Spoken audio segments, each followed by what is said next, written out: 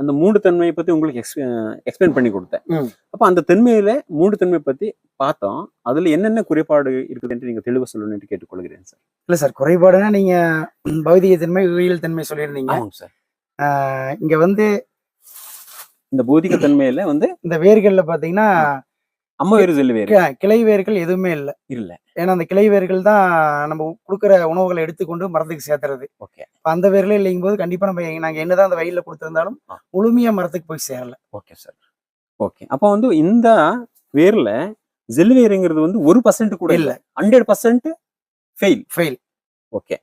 இது ஃபெயில், பௌதிக தன்மையில ஃபெயில். ரெண்டாவது இந்த மண்ணை பறிச்சு பார்க்கும்போது மண்புழு ஒண்ணு கூட இல்ல. ஓகே. இந்த நிலத்துல. ஓகே.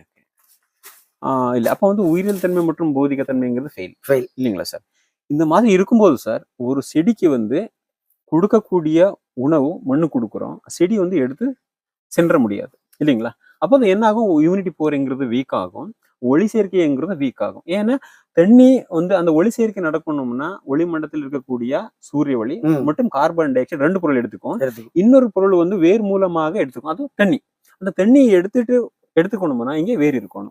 அந்த ஜெல்லு வேறு இல்லாம இருக்கும்போது அந்த 3 பொருள்ல ஒரு பொருள் வந்து மைனஸ் ஆகும் இல்லைங்களா? எக்ஸாம்பிள் என்ன கொடுக்க விரும்பல சார்? இப்போ ஒளி சேர்க்கை நடக்கணும், 3 பொருள் வேணும். 2 பொருள் வந்து ஒளிமண்டலத்துல எடுத்துக்கும், தண்ணி இன்னொரு பொருள் வந்து